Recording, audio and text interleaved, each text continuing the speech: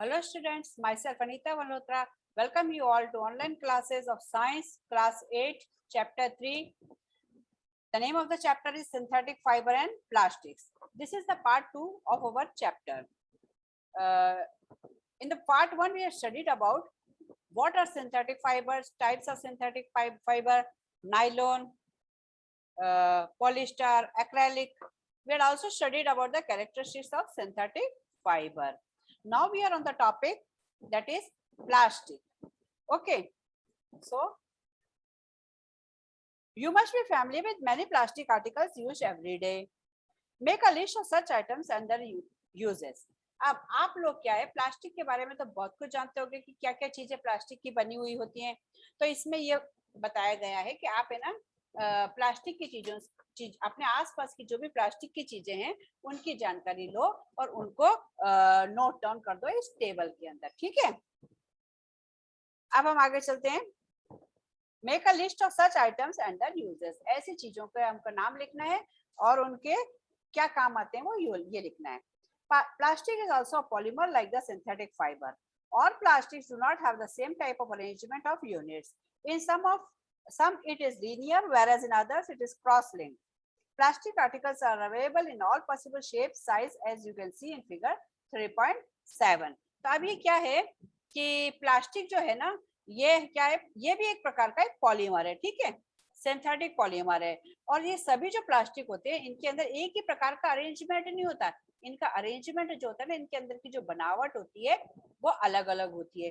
कुछ में तो ये लीनियर होता है, माने एक लाइन में सीधा, और कुछ में इसकी अरेंजमेंट जो होती है क्रॉस लिंक्ड होती है, माने कि क्रॉस टाइप में इसका अरेंजमेंट होता है। ठीक है, और प्लास्टिक्स जो है वो अवेलेबल होते हैं, इनके अलग अलग साइज में, अलग अलग शेप्स में जो है ये हमको प्राप्त होते हैं। Have you ever wondered how this is possible? क्या तुमने कभी ये सोचा है कि ऐसा कैसे पॉसिबल है कि ना प्लास्टिक जो है अलग अलग शेप एंड साइज में मिल जाते हैं? The fact is that plastic is easily mouldable, that can be shaped in any form.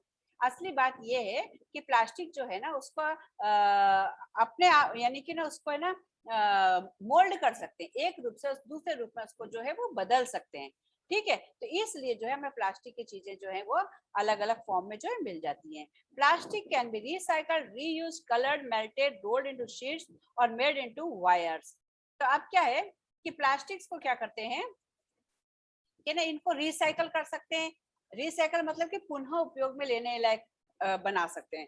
ठीक है, रिसाइकल जैसे कि अब अपना ना कोई है ना प्लास्टिक का सामान वगैरह है वो टूट गया कर गया, ठीक है, तो उसको हम क्या करते हैं, जो ये अपने भंगर वाले आते हैं या जो भी आते हैं, लोहा भंगर प्लास्टिक दे दो, तो उनको हम दे सकते हैं। ठीक है, वहां पे देने पे वो लोग क्या करते हैं कि उसको फिर से है ना प्लास्टिक को गलाते हैं और गला के फिर उसको मेल्ट करते हैं, फिर मेल्ट करके उसको दूसरे साँचों में डालते हैं, उसको मोल्ड करके दूसरी चीजें बना देते हैं। ठीक है, रीयूज, उनको दोबारा यूज किया जा सकता है। जैसे कि न्यूज़पेपर, अखबार वगैरह है जो हमारे घर में आता है, हम उसको एक बार तो पढ़ लेते हैं, उसके बाद में हम उसका रीयूज कैसे कर सकते हैं, हमने उसको लिफाफे बनाने के काम में ले लिया या कहीं बिछाने के काम में ले लिया या और भी कुछ काम में हम ले सकते हैं। उसको कलर कर सकते हैं, उसको अलग अलग कलर बने उसके ऊपर चढ़ाए जा सकते हैं। मेल्टेड बने उनको गलाया जा सकता है। रोल्ड इनटू शीट, उनकी शीटें बनाई जा सकती हैं। और मेड इनटू वायर्स, और या तो फिर उनको तारों में भी अपन तार भी उनकी हम बना सकते हैं। That is why it find such a variety of uses. इसलिए जो प्लास्टिक है ना उसकी है ना बहुत सारे है ना यूजेस है, बहुत सारा अलग अलग प्रकार का सामान जो है वो प्लास्टिक से बनाया जा सकता है। ठीक है, देखो अब इसमें एग्जांपल दिया हुआ इन्होंने, कुर्सी, बाल्टी, मग, स्कूटर, ये various articles made of plastic है। ये तो बहुत कम है, प्लास्टिक का तो बहुत ही ज्यादा उपयोग होता है। अब हम आते हैं polythene. Polythene is an example of a plastic, it is used for making commonly used polythene bags. ठीक है, now try to bend a piece of plastic yourself. Can all the plastic articles be bent easily? You will observe that some plastic articles can be bent easily while some break when forced to bend. When we add hot water to a plastic bottle, it gets deformed. Such plastic which get deformed easily on heating and can be bent easily are known as thermoplastics. अब क्या है polythene? Polythene क्या है? Poly plus इथिन। ठीक है, is an example of plastic. ये भी एक प्रकार के प्लास्टिक का जो है वो एग्जांपल है। इट इज, इसका यूज जो हम ज्यादातर क्या करते हैं पॉलीथीन बैग्स वगैरह बनाने के काम में लेते हैं। ठीक है, अब क्या है तुम देखो कोई प्लास्टिक को लो आप और उसको देखो कि क्या आप उस प्लास्टिक को आसानी से बेंड कर सकते हो, तो तुम ये देखोगे कि कुछ प्लास्टिक्स को तो हम आसानी से बैंड कर देते हैं और कुछ प्लास्टिक्स को अगर हम बैंड करने की जबरदस्ती कोशिश करते हैं तो वो प्लास्टिक क्या होते हैं, टूट जाते हैं। ठीक है, जब हम गर्म पानी डालते हैं किसी बॉटल के अंदर, तो वो है ना, वो वो अजीब से पिचकी टाइप की अजीब से शेप उसका चेंज हो जाता है ना, डिफॉर्म्ड हो जाता है। तो ऐसे प्लास्टिक जो कि डिफॉर्म्ड हो जाते हैं, जो कि खराब हो जाते हैं easily on heating and can be bent easily, वो पिचक जाती है उसमें से, तो वैसे प्लास्टिक जिन जो कि आसानी से मुड़ जाते हैं उनको हम कहते हैं थर्मोप्लास्टिक्स। ठीक है, ठीक है, such plastic which get deformed easily on heating and can be bent easily, और जिनको हम मोड़ सकते हैं उनको तो हम कहते हैं thermoplastics. Polythene and PVC are some of the examples of thermoplastics. अब ये पॉलीथीन और पीवीसी, पॉलीविनाइल क्लोराइड होता है ये, तो ये क्या है, एक प्रकार से ये जो है एग्जांपल है थर्मोप्लास्टिक का। ठीक है, और इनका उपयोग हम फिर ये आसानी से मुड़ जाते कर सकते हैं, तो हम इनका उपयोग किसके लिए करते हैं, खिलौने बनाने में, टॉयज बन जाते हैं, मोड़ मार सकते हैं उनको, कोम बनाने के काम में, कंघा वगैरह बनाने के काम में रहते हैं, और various types of container, burning, बर्तन वगैरह, जो अलग अलग प्रकार के कंटेनर वगैरह जो होते हैं उनको बनाने के काम में लेते हैं।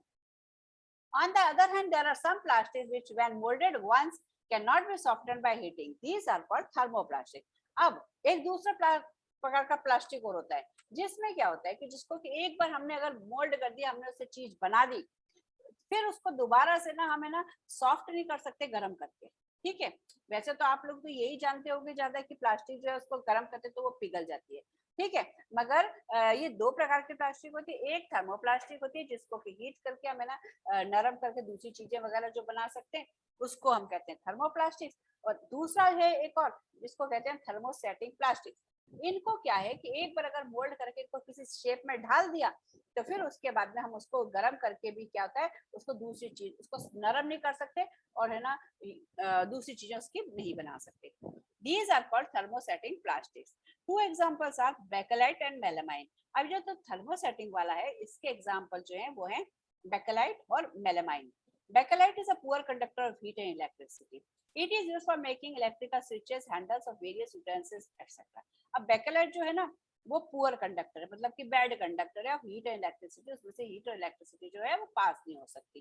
ठीक है, इसलिए इसका उपयोग किसमें किया जाता है, इलेक्ट्रिकल स्विच वगैरह होते हैं ना, उनको बनाने के काम में लेती, क्योंकि ना स्विच वगैरह में तो ना कभी कभी ना आग भी लग जाती, कुछ हो जाता है, तो वो है ना उनमें वो पिघलते नहीं है एकदम से। ठीक है, हल्का सा काला काला सा जरूर ऐसे थोड़ा सा कलर उसका हो जाता है, मगर है ना वो पिघलते नहीं है।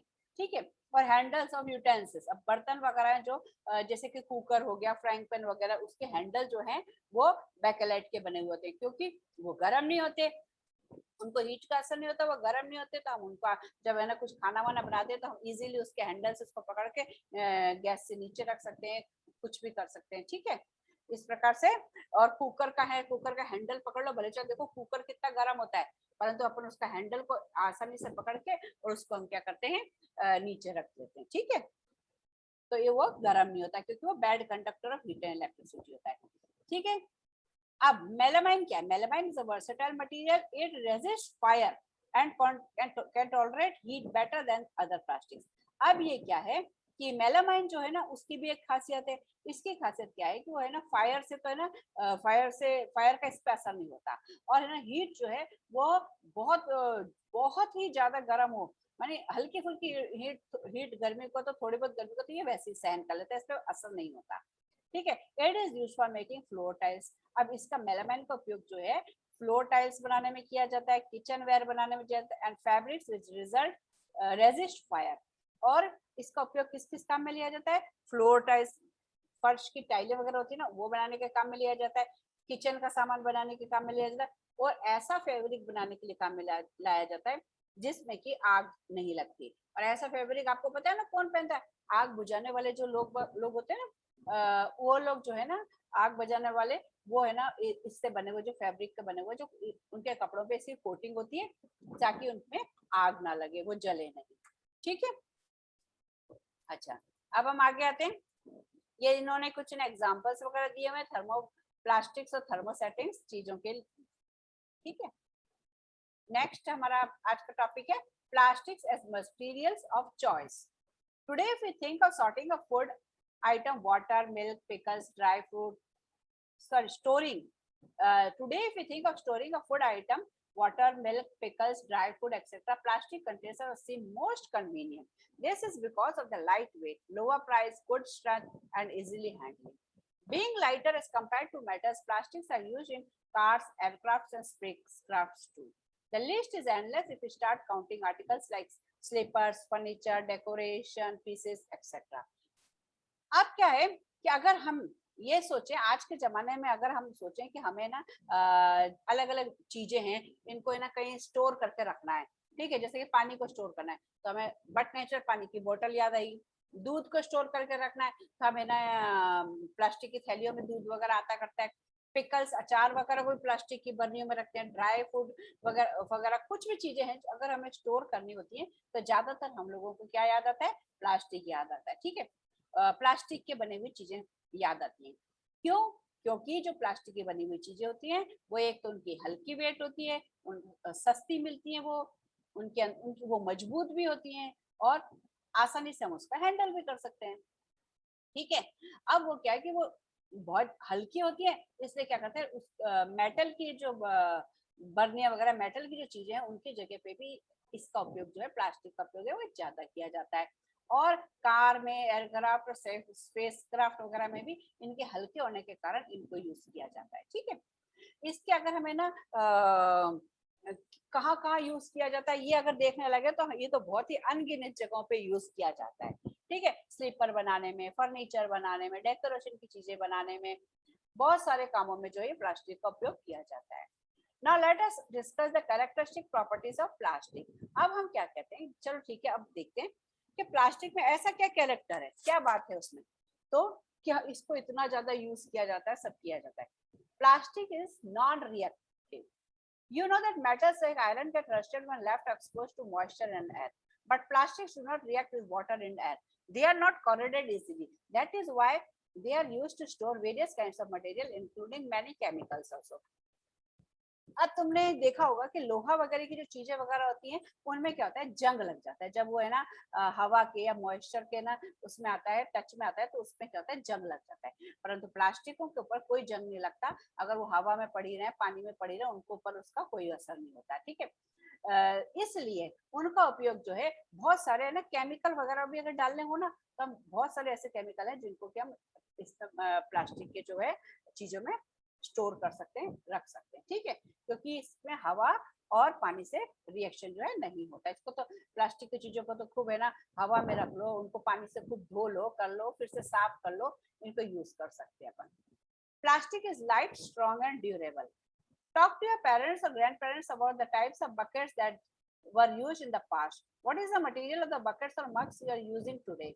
What are the advantages of using a plastic container?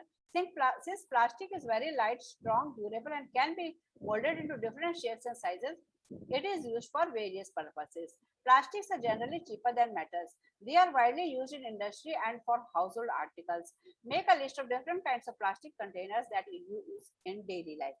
अब क्या है, तुम अपने मम्मी पापा से या दादा दादी वगैरह से उनसे पूछो कि पहले जमाने में जो है वो बकेट वगैरह, बाल्टी वगैरह जो है वो किस प्रकार, किस चीज की बनाई हुई होती थी। और अगर आज देखोगे आप तो हर किसी के घर में जो है बाल्टियां वगैरह जो है वो मेनली ज्यादातर प्लास्टिक की होती है, टब प्लास्टिक का होता है, मग्गा प्लास्टिक का होता है, और भी बहुत सारी चीजें जो है वो प्लास्टिक की होती है।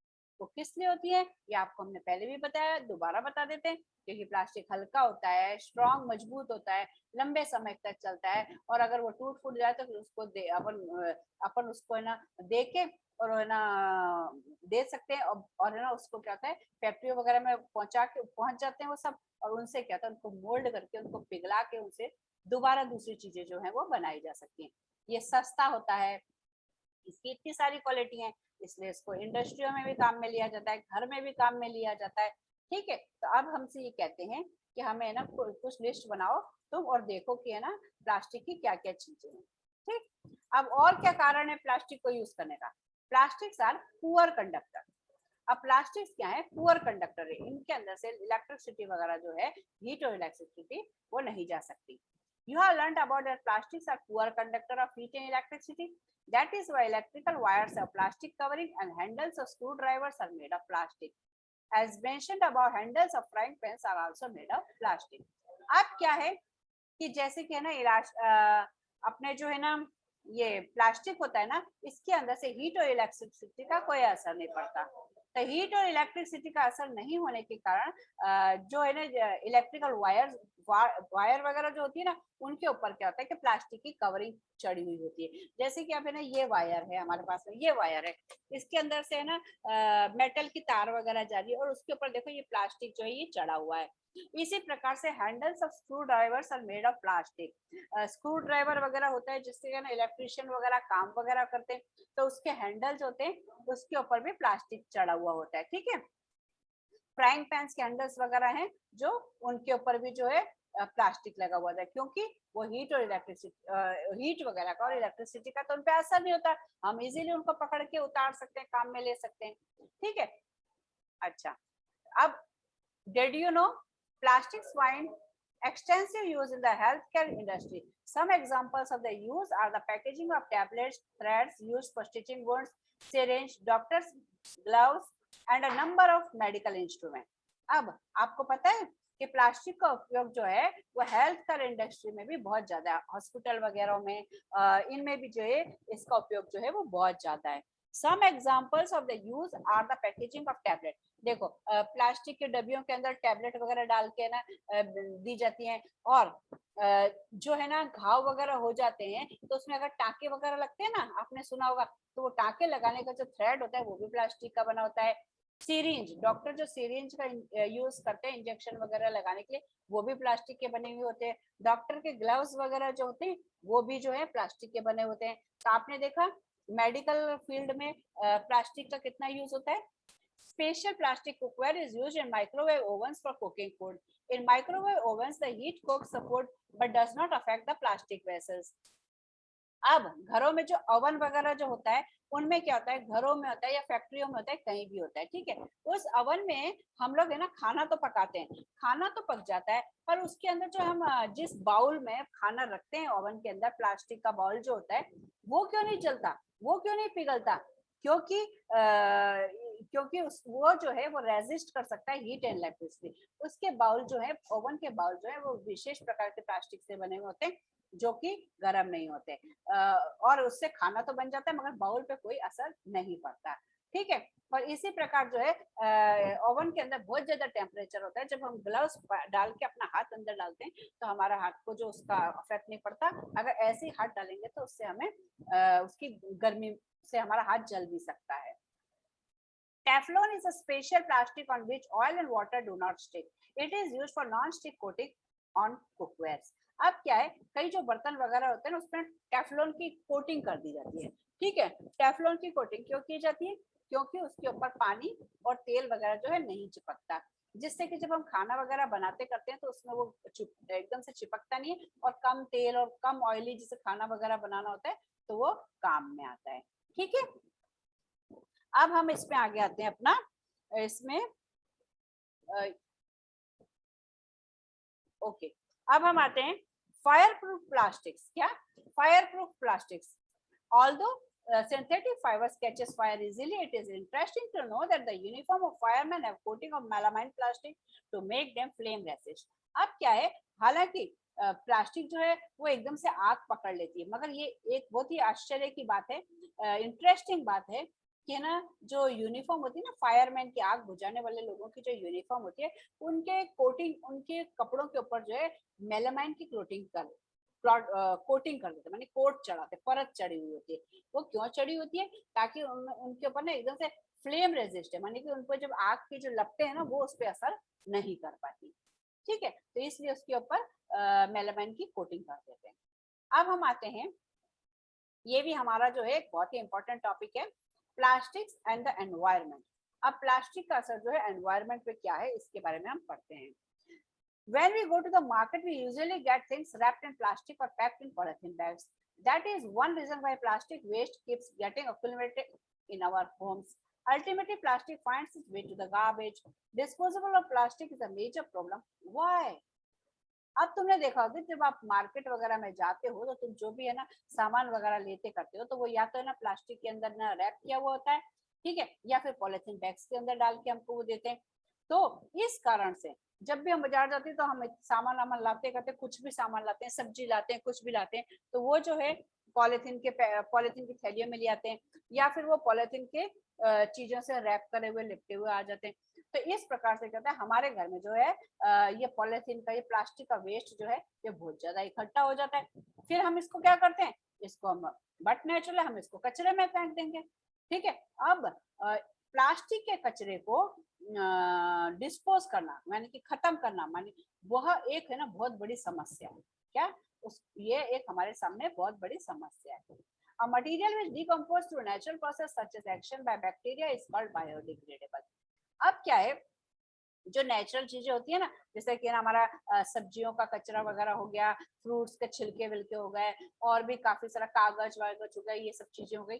तो ये जब कचरा हम फेंकते हैं कचरे में जाके, तो वो क्या होता है कि उसको छोटे छोटे बैक्टीरिया वगैरह जो है इसको तोड़कर डिकम्पोज करके इनको खत्म कर देते हैं, ठीक है, और इनको सिंपल फॉर्म में चेंज कर देते हैं। और अगर उनको बहुत सारा अगर हमने उनको कलेक्ट किया है तो उनको बैक्टीरिया वगैरह का खाद में भी चेंज कर देते हैं। तो उससे क्या होता है, वो खाद हमारा यूज आ जाती है, मतलब कि वो कचरा जो है पूरी तरह ठिकाने पे लग जाता है, ठीक है। ऐसे कचरे को हम कहते हैं बायोडिग्रेडेबल, ठीक है।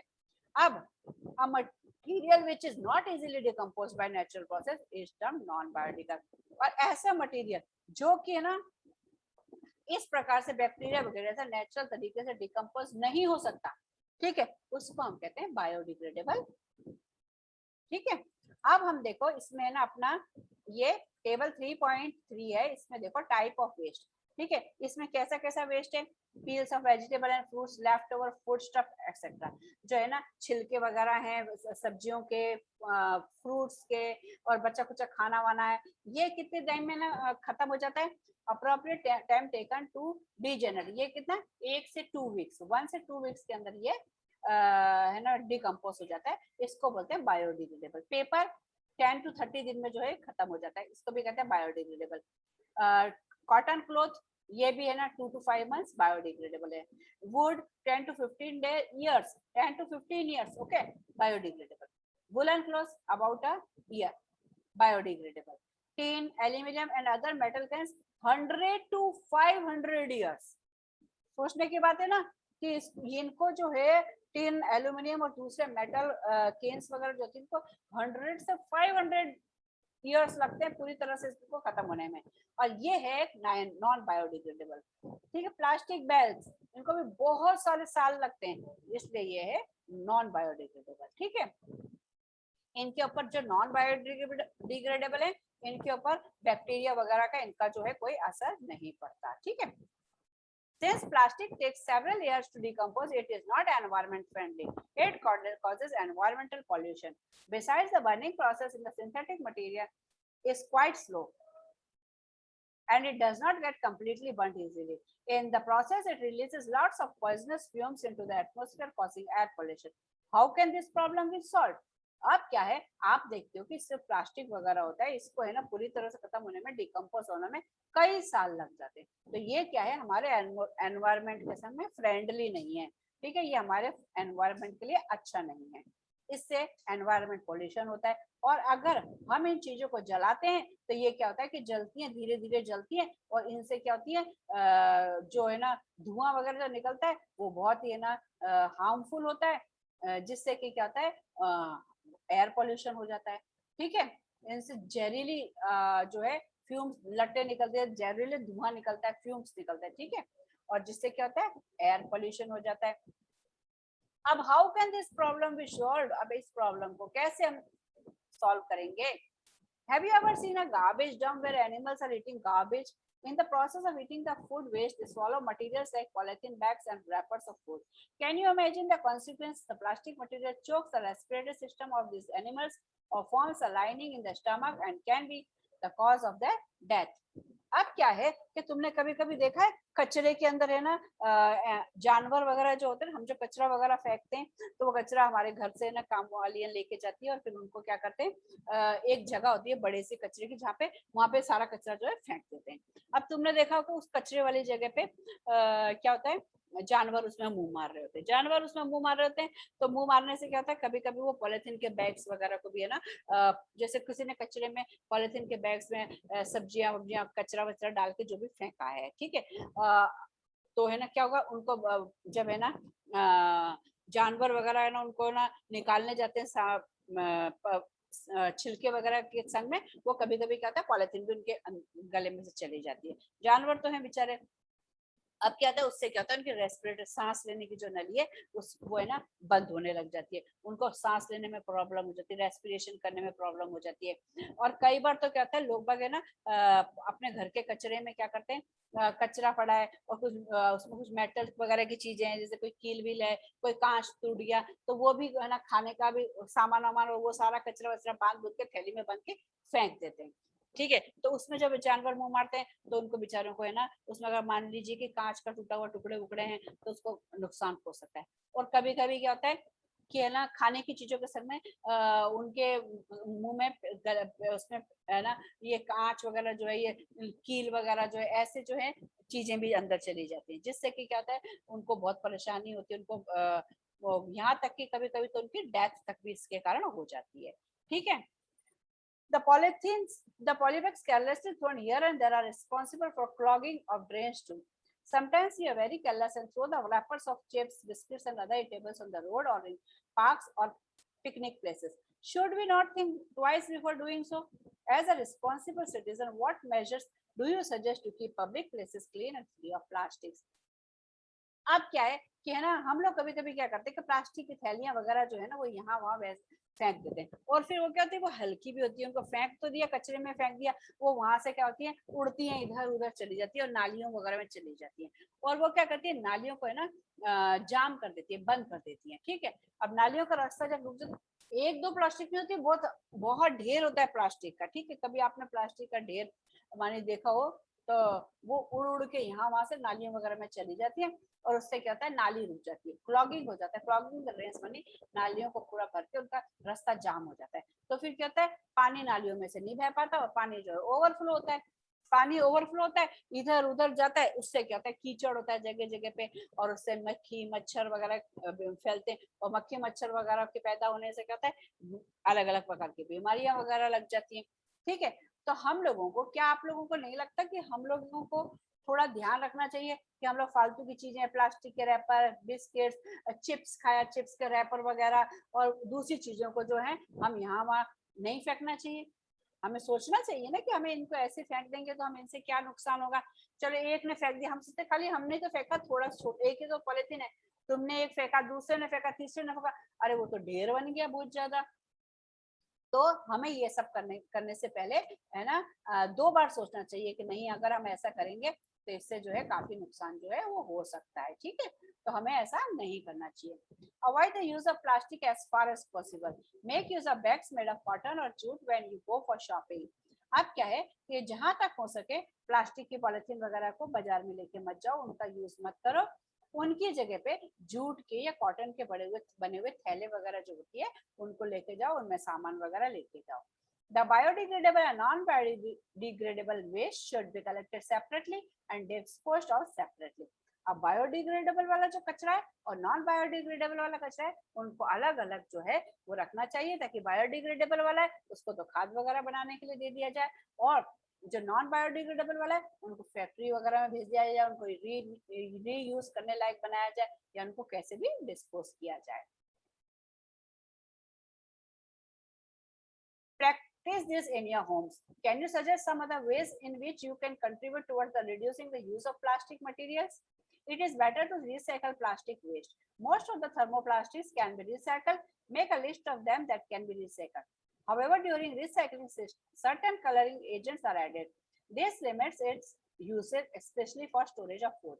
As a responsible citizen, remember the 5R principle: reduce, reuse, recycle, recover, and refuse. Develop habits which are environment friendly. अब क्या है कि जो प्लास्टिक का वेस्ट वगैरह जो होता है उनको क्या करते हैं, हम रिसाइकल वगैरह कर सकते हैं। तो उनको रिसाइकल करके हम लोग काम में ले सकते हैं। परंतु ये रिसाइकल की प्रोसेस जब हम करते हैं ना, तो उस टाइम पे क्या होता है कि कई बार क्या होता है, उनमें ना कलर वगैरह मिलाए जाते हैं। ठीक है, तो ये जो कलर वगैरह जो मिलाए जाते हैं, कुछ कलर इस तरह के मिलाए जाते हैं जो कि ना हमारे ज्यादातर खाने वगैरह के ऊपर जो हार्मफुल होता है। आप कहते हैं ना कि ना रंगीन पॉलिथीन वगैरह जो होती है उसके अंदर है ना खाना वगैरह नहीं डाल के लेके जाना चाहिए। जैसे हम ट्रेन में जा रहे हैं या कहीं जा रहे हैं, तो कलर्ड पॉलिथीन वगैरह में जो है खाने का उपयोग नहीं करना चाहिए, क्योंकि उससे जो है वो एक प्रकार का कलर जो है ना होता है, उसमें ना एक प्रकार के केमिकल वगैरह होते हैं जिससे कि हमारा फूड वगैरह जो है वो खराब हो सकता है, हम लोग उससे बीमार भी हो सकते हैं। ठीक है, तो रंगीन चीजों वगैरह का जो है उनका हमें ज्यादा उपयोग नहीं करना चाहिए सामान स्टोर करने के लिए। अब एक 5R, एक हम रिस्पॉन्सिबल सिटीजन, हम हमारे देश के एक रिस्पॉन्सिबल नागरिक हैं, इसलिए हमें 5R प्रिंसिपल का जो है ना सिद्धांत है उसे अपनाना है। ठीक है, ये 5R प्रिंसिपल का एक सिद्धांत बनाया, मतलब उसमें सबसे पहला है रिड्यूस। रिड्यूस मानी प्लास्टिक वगैरह चीजों का उपयोग जो है धीरे धीरे बिल्कुल कम से कम ना के बराबर करना शुरू कर दो। ठीक है, दूसरा है रीयूज। कुछ चीजें ऐसी हैं जिनको क्या है ना दोबारा यूज करो। ठीक है, और रिसाइकल, रिसाइकल माने कि वही फैक्ट्री वगैरह में पहुंचा दो, कर दो उनको, तो रिसाइकल हो जाएगा, उनसे दूसरी चीजें बन जाएंगी।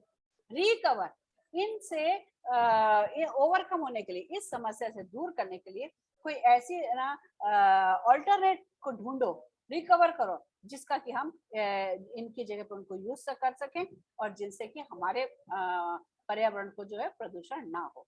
एंड रिफ्यूज, रिफ्यूज कर दो, नो, हम पॉलिथीन बैग्स में सामान नहीं लेंगे, हम प्लास्टिक के चीजों को कम से कम यूज करेंगे, हम इनको नहीं लेंगे।